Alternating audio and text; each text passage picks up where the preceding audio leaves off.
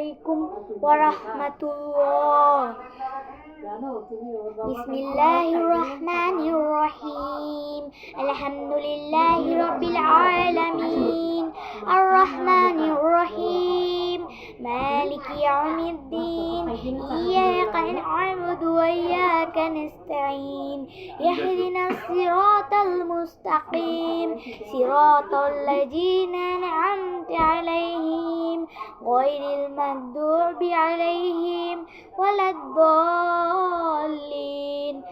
আমিন। কুল হুয়াল্লাহু আহাদ, বলো তিনি আল্লাহ এক অদ্বিতীয়, আল্লাহুস সামাদ, আল্লাহ কারো মুখাপেক্ষী নন, সবাই তার মুখাপেক্ষী। ওয়ালাম ইউলাদ ওয়ালাম ইয়াকুল লাহু কুফুওয়ান আহাদ,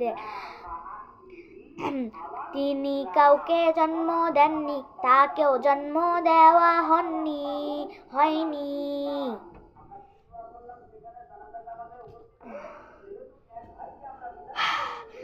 আন আব্দুল্লাহ ইবনে ওমর রাদিয়াল্লাহু আনহু হতে বর্ণিত, তিনি বলেন রাসূলুল্লাহ সাল্লাল্লাহু আলাইহি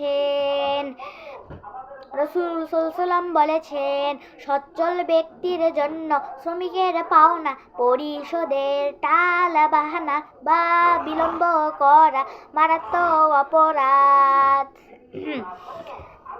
তো এই হাদিসটা আপনাদের বুঝিয়ে বলি যে এখানে হচ্ছে শ্রমিক, অনেকের ঘরেই কাজ করার লোক আছে, তাকে বলে শ্রমিক। অনেকের ঘরে আছে, কিন্তু আপনারা বলেন কালকে দেবো, আজকে দেবো না, কালকে দেবো, এর পরের মাসে দেবো, 2টা মাসে, এরকম করেন। এরকম কিন্তু হয় না। তো আপনি শ্রমিকের কাজের বেতনটা ঠিক মতো দেবেন, কিন্তু আপনি করেন কি, বেতনটা দেন না ঠিক মতন বলেন আজকে দেন না, কালকে দেবো, আজকে দেবো না, কালকে দেবো, পরের মাসে দেবো, এরকম করা যাবে না। ঠিক না ঠিক? চিল্লি বলেন। তো আপনি অনেক কাজে করেন কিন্তু দোয়া পড়েন না, এই দোয়া আপনাকে আমল দিবে। তো দোয়া সব কাজে পড়তে হবে। মনে করেন পানি খেলেন, বলবেন বিসমিল্লাহির রহমানির রহিম। খাওয়ার আগে বলবেন বিসমিল্লাহির রহমানির রহিম। কোনো কাজ শুরু করতে বলবেন বিসমিল্লাহির রহমানির রহিম। কোথাও মনে করেন আপনি বাড়ি থেকে বের হয়ে গেলেন, বাড়ি থেকে বের হওয়ার দোয়া বলবেন বিসমিল্লাহি তাওয়াক্কালতু আলাল্লাহি ওয়ালা হাওলা ওয়ালা কুওয়াতা ইল্লা বিল্লাহ। নাহলে আপনি বাথরুমে যাচ্ছেন, তখন বলবেন আল্লাহুম্মা ইন্নী আউযু বিকা মিনাল খুবসি ওয়াল খবাইথ। বাথরুম থেকে বের হচ্ছেন, বলবেন গুফরানাকা। আপনি বাড়িতে প্রবেশ করেছেন, বলবেন বিসমিল্লাহ। এর উপরে অনেক দোয়াই আপনি পড়বেন, কিন্তু কোনো দোয়া বাদ দিবেন না। আর হচ্ছে আপনার এখন আমলও আছে 5 ওয়াক্ত নামাজ। 1 ওয়াক্ত আপনার কাজা হোক আর 4 ওয়াক্ত বাকি থাকুক। মনে করেন আপনার ফজরের নামাজ উঠেন নাই, কাজা হয়ে গেছে, তো পড়বেন। জোহরের নামাজ আছে, এখন আপনি বলবেন যে আমি ফজর নামাজ পড়ি নাই, জোহরেরও পড়বো না, আসরের পড়বো না, মাগরিবেরও পড়বো না, ঈশার পড়বো। এরকম করা যাবে না। যদি আপনি ঈশার পড়েন তো ঈশাটা আপনার হবে, কিন্তু আর 4 ওয়াক্ত যে কাজা দিছেন এটা মানা যাবে না। তো আপনাকে মনে করেন ফজরের নামাজ কাজা গেল, জোহরের নামাজ পড়তে হবে, আসরের নামাজ পড়তে হবে, মাগরিবের নামাজ পড়তে হবে, ঈশার নামাজ পড়তে হবে। ফজরের নামাজ কাজা গেলেও মনে করেন এখন আপনার ঘুম ধরতেছে, ঈশার নামাজ কাজা গেল, কিন্তু আপনি আবার ফজরে উঠে সব নামাজই পড়ার চেষ্টা করবেন। ঈশার নামাজও ঘুম ভেঙে উজু করে মুখ ধুয়ে টুয়ে আপনি ঘুমটা ভেঙে একটু ঈশার নামাজটা পড়ার চেষ্টা করবেন। তো ফজরের নামাজ থেকে ঈশা পর্যন্ত 5 ওয়াক্ত আপনি পড়ার চেষ্টা করবেন। 1 ওয়াক্ত কাজে দিয়েছেন সেইটা আলাদা কথা, কিন্তু যদি আপনি ইচ্ছা করে সব ওয়াক্ত কাজা দেন, তাহলে এটা মানে নেওয়া হবে না। এটা তাহলে কিয়ামতের মাঠে এটার বিচার নেওয়া হবে। আপনি বলছেন ফজরের নামাজ পড়েন নাই, জোহরের নামাজ পড়বেন না, আসরেরও পড়বেন না, মাগরিবেরও পড়বেন না, এশারও পড়বেন না, তাহলে এই 4টা যে ছিল বাকি এগুলো পড়তে পারতেন, কিন্তু আপনি পড়েননি, ফজরটা ভুল গেছি। তো ফজরের নামাজের বিচার নেওয়া হবে এবং সব নামাজের বিচার না হবে। বলবে আল্লাহ তাআলা বলবে তুমি কেন এই নামাজগুলো পড়নি। আল্লাহ তাআলা এরকম করে বলবে তোমার এক ওয়াক্ত কাজা গেলেও তোমার সব ওয়াক্ত নামাজই পড়তে হবে। আল্লাহ তাআলা কিয়ামতের মাঠে এরকম করে প্রশ্ন করে উত্তর দিতে বলবেন। তখন আল্লাহ তাআলা হুকুম দিবেন এই ব্যক্তিকে জাহান্নামে নিয়ে যাও, কারণ এই ব্যক্তি এক ওয়াক্ত নামাজ কাজা গেছে বলে সব ওয়াক্ত নামাজ কাজা দিছে, এই কারণে এই ব্যক্তিকে জাহান্নামে নিয়ে যাও।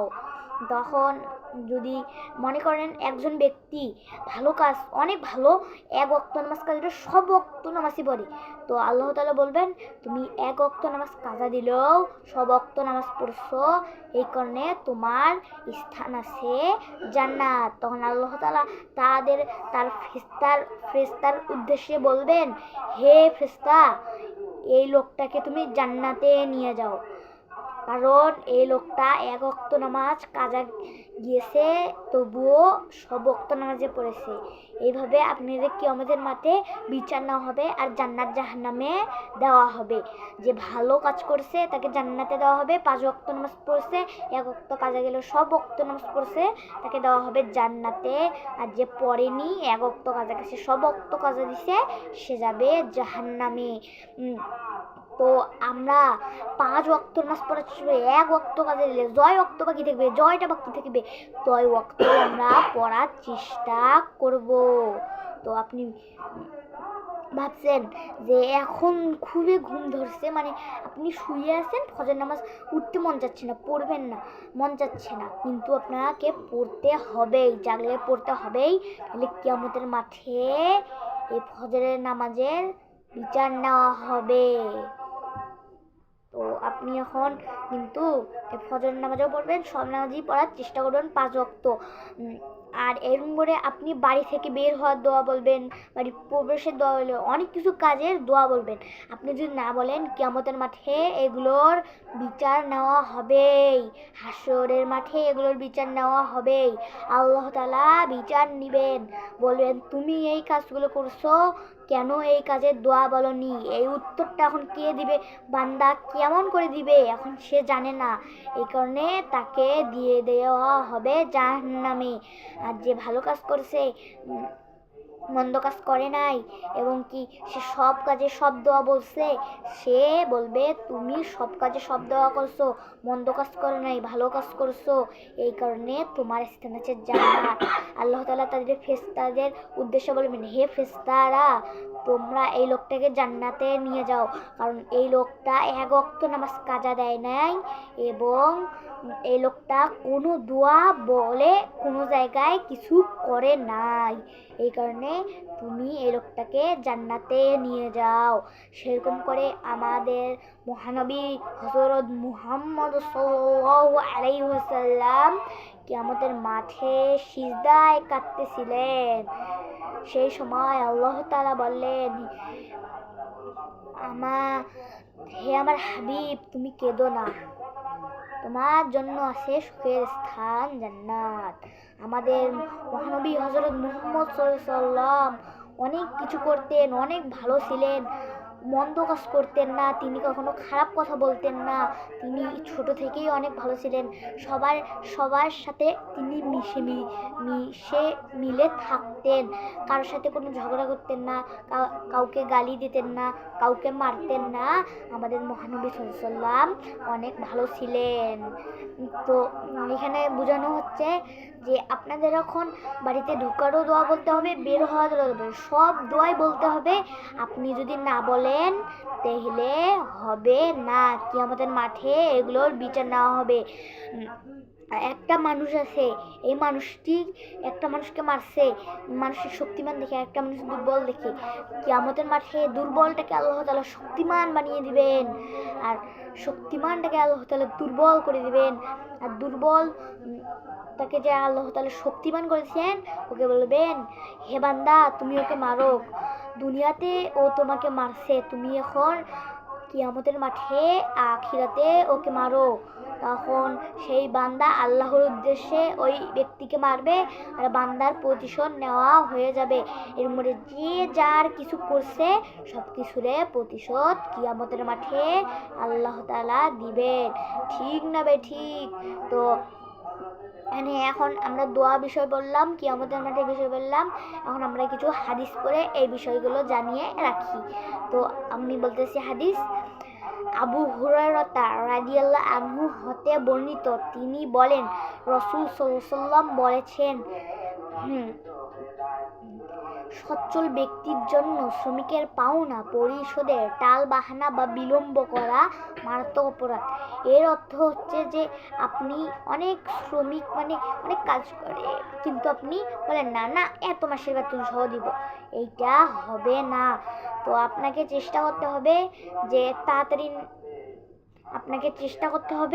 তাড়াতাড়ি ওর বেতনটা দিয়ে দিতে, এরকম চেষ্টা করতে হবে। তো আরও একটা কথা বলতেছি, যে হাদিস বলতেছি,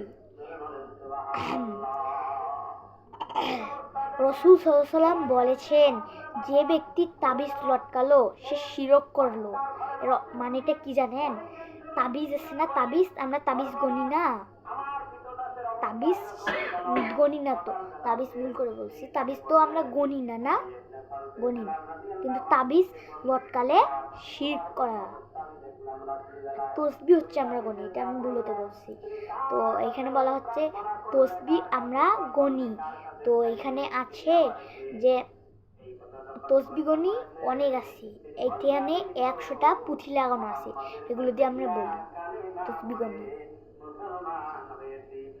তো এর অর্থটা আরেকটা হচ্ছে যে আপনাদের অনেকের ঘরে শ্রমিক থাকে কিন্তু আপনারা বেতনটা দেন না, এটা হচ্ছে মারাত্মক একটা অপরাধ। কিয়ামতের মাঠে এটার বিচার নেওয়া হবে।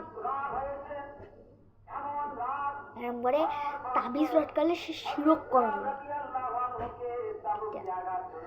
আপনাদের আরেকটা কথা বলি, আয়েশা রাদিয়াল্লাহু আনহা হতে বর্ণিত, তিনি বলেন রাসূল সাল্লাল্লাহু আলাইহি ওয়াসাল্লাম বলেছেন, তোমরা ধ্বংসাত্মক পাপ সমূহ থেকে বেঁচে থাকো।